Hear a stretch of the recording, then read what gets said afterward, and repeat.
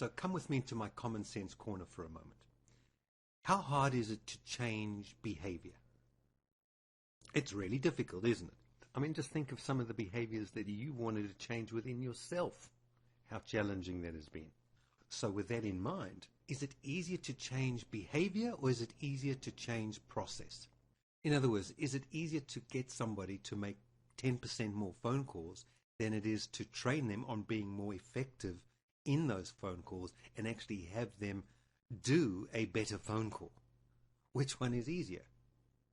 Well, the fact is it's a lot easier to get someone to make 10 more phone calls in a day than it is to get them to improve on what it is they say and how it is they say it. So therefore, our goal is to take this productivity piece and really ramp it up so that that becomes the backbone of our sales system. And then in that way, we snatch back control. We know from leadership training that you can't manage people, we lead people. We manage processes. And so this is why we need to proceduralize, systematize, and automate our sales operation. So with that in mind, let's just stop for a minute, pick up our heads, and just see what we've covered so far. So far, we've had our cocktail, so I've walked you through the 5P model that venture capitalists use to audit a sales team. And then leading off from that, we dived into the profitable sales revenue formula, which you can apply to improve any result that you have within your sales operation. And that was for entrees, and now we're going to sit down for the main course. Now I'm going to show you why your sales model is broken, and I'm going to show you the steps that you can take to fix it. You know, one of the things I've come to learn over the years is that system always trumps skill. Why? Because skill is arbitrary. Some people have it, some people don't. Those that have it, sometimes they use it, sometimes they don't. It's not something you can rely on, whereas a system is reliable.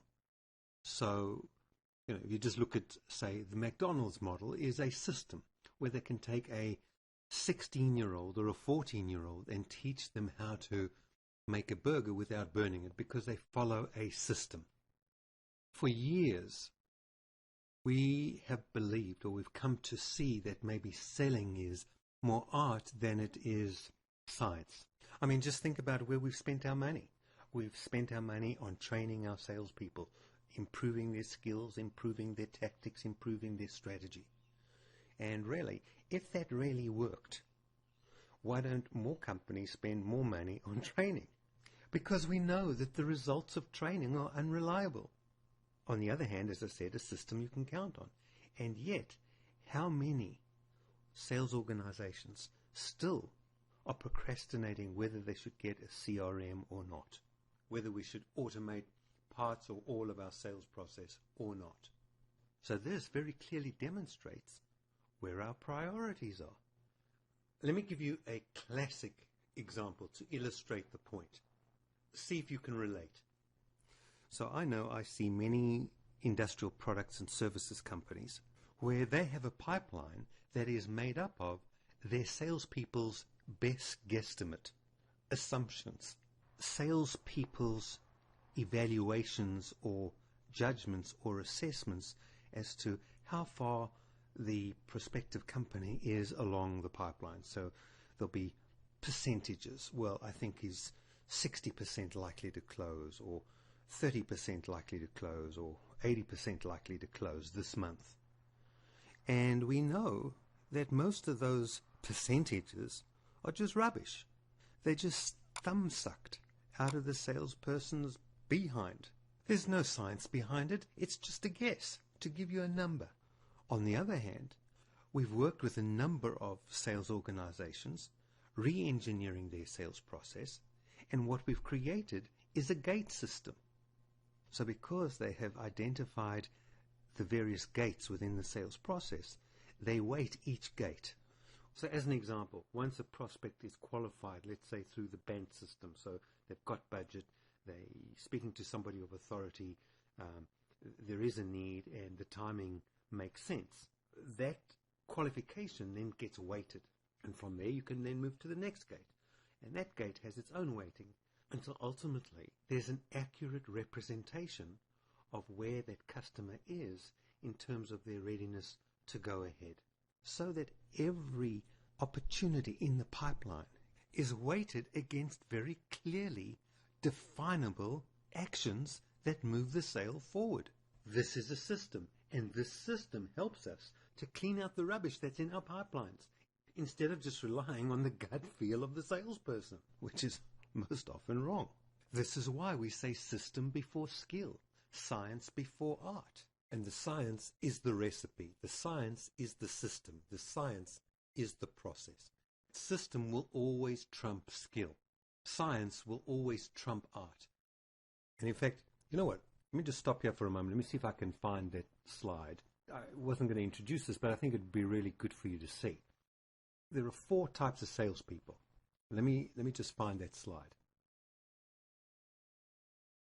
I always keep the slide handy because you never know when you're going to need it. So over the years, we've done our research and we found that there are 4 classes of salespeople. And by the way, as I go through, this might be helpful for you to just write down on your page the initials of your salespeople. And then as I go through these, you can make a note as to which category or which class they fall into.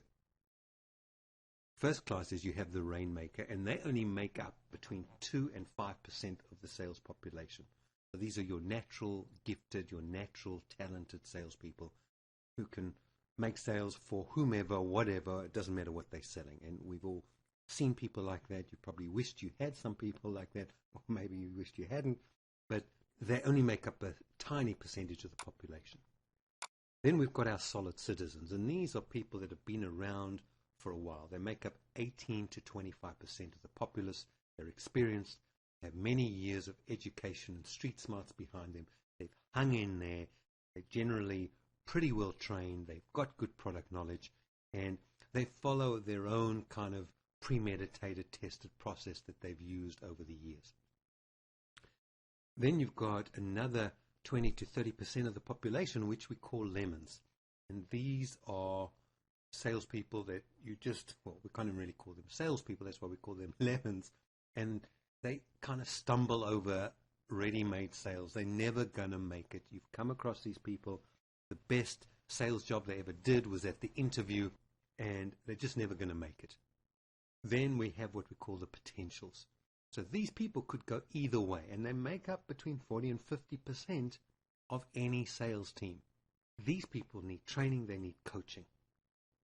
Now, if we take a look at this map of people, you will see that the bulk of the people, close on 70% of them, are not naturally gifted salespeople. That's why you need a strong system. You take these people and you plug them into a proven process, and then the process drives the result. So looking at your team then, is your team made up of rainmakers, solid citizens, lemons, or potentials? My first ebook I ever wrote was called The 7 Most Common Mistakes That Sales Managers Make. And in that book I wrote down the 20 different warning signs that indicate whether your sales process has broken down.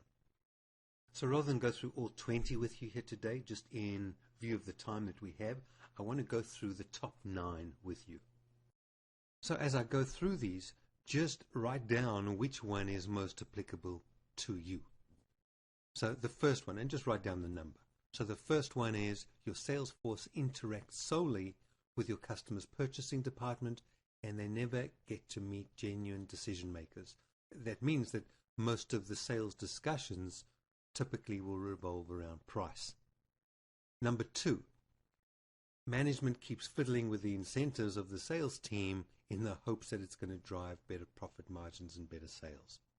Number 3, your salespeople are internally focused, spending a significant portion of their workday on internal administration and paperwork.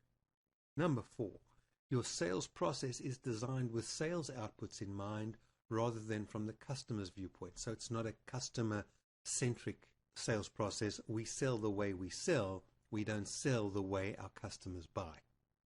Number 5, if you've got 5 salespeople working for you, then chances are you've got 5 different sales processes happening where salespeople are all using different tools and sales messages in their communications with customers. That's a big one. Number 6, your salespeople may only be working at a user level in the hope that these users will sell your solutions further up the chain.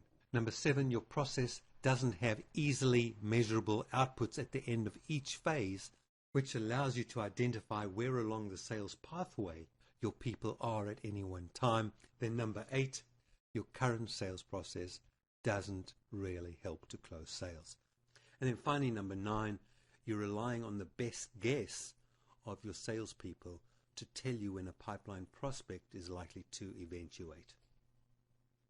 So just make a note of which is the biggest one for you and just write it in the box. Let's see what you guys come up with. So someone says number 5.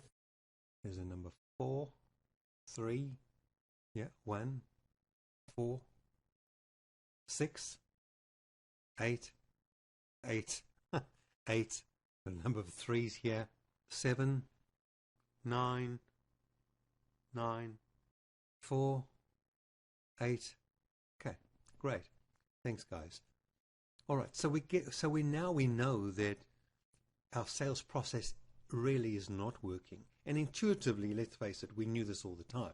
So the question is, why haven't we tackled it? What has stopped us from really getting in and working this thing out? So what's your reason? Pop it in the box. Let's have a look. Let's see. What is your reason? Why haven't you tackled your sales system properly? You know it's not working.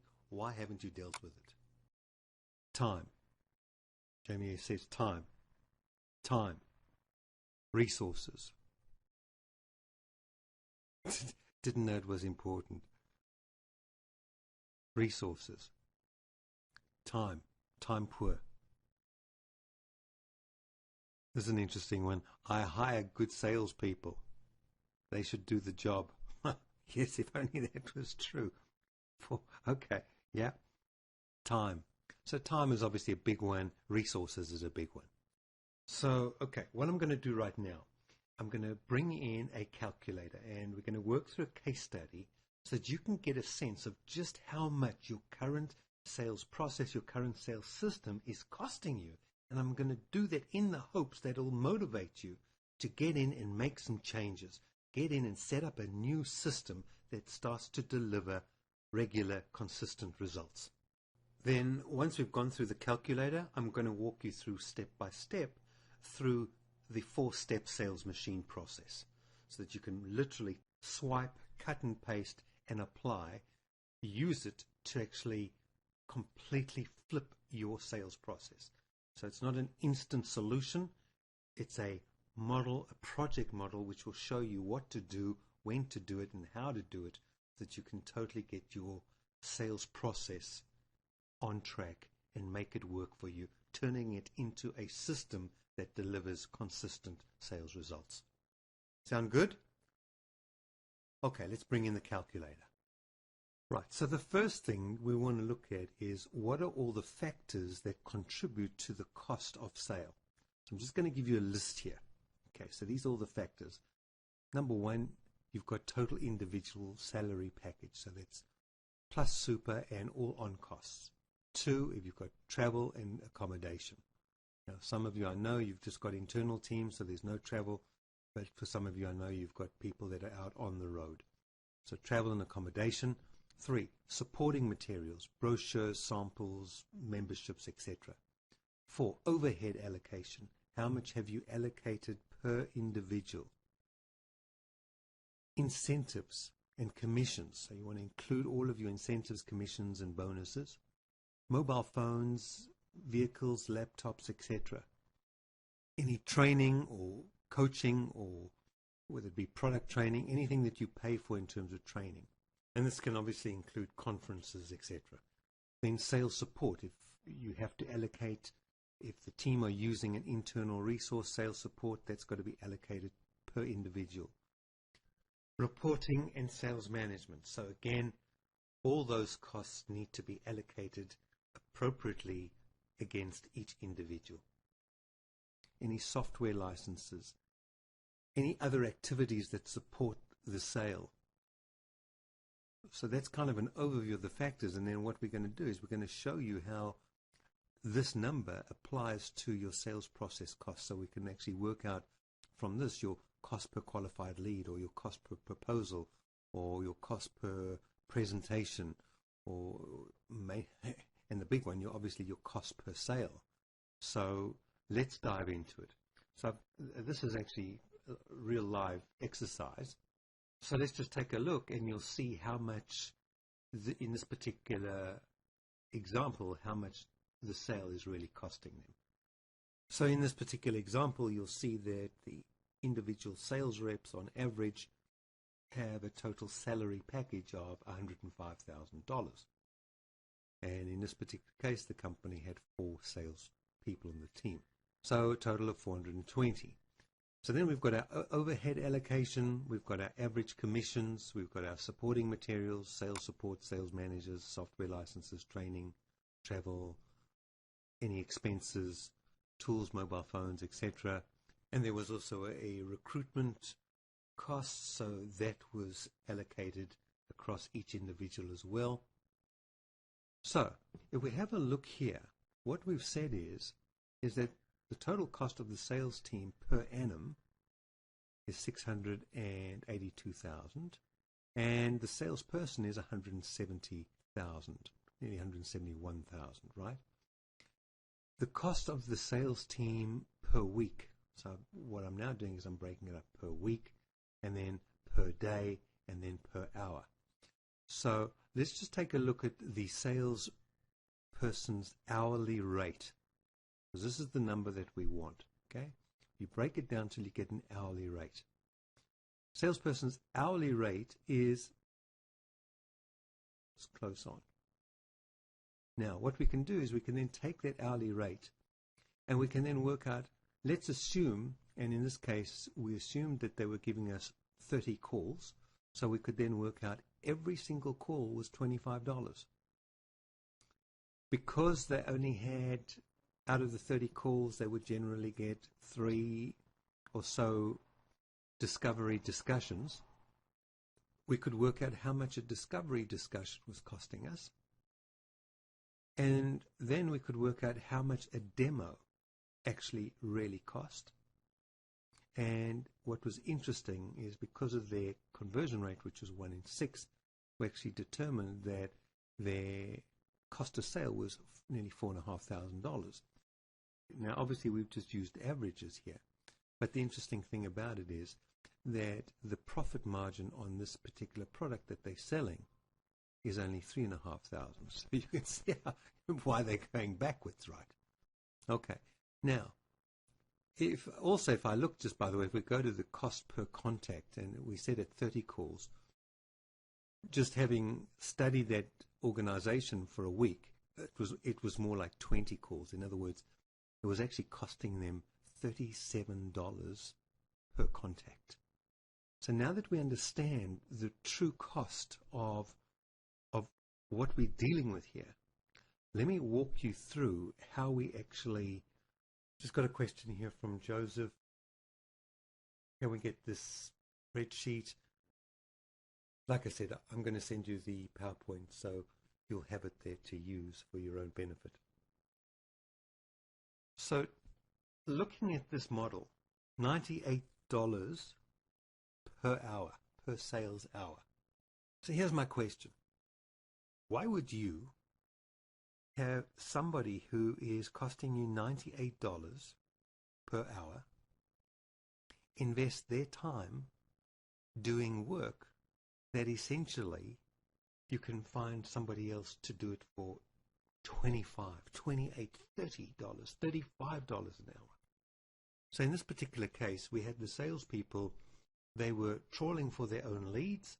Once they had their leads, they would then start smiling and dialing, make their 30 calls until they got hold of somebody to make their pitch, to then have a discovery discussion. Look at that waste of money, just pouring it down the drain. So this is when we say we want to re-engineer the way you do things. You want to look at what it's costing you so that we can figure out if that's what it's costing us per hour.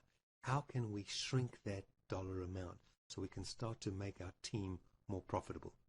All right, so in this particular instance, what we did, we outsourced the lead research piece. We outsourced that to some firm over in India. They did all the research and pulled a lead and would send through 500 leads a week. The cost of those leads worked out to around about 35 cents each. Now, we then had what we called a lead generator. This is someone whose sole job was just to smile and dial and smile and dial and smile and dial, do a quick pitch and qualify a prospect real quickly. Quick qualification: would this prospect be a good fit? If so, set an appointment for the BDM. So your cost per hour to trawl and to qualify shrunk right down to, in this case, $27 an hour. That was the hourly rate, plus on costs, etc. So worked out to about $45 an hour, which is a far cry from $98. Plus, look at the production. Now they had their best salespeople only talking to qualified leads, to qualified buyers. The conversion rate went up, the sales cycle shrunk, and bottom line is the whole operation became far more profitable. Okay, so let me show you my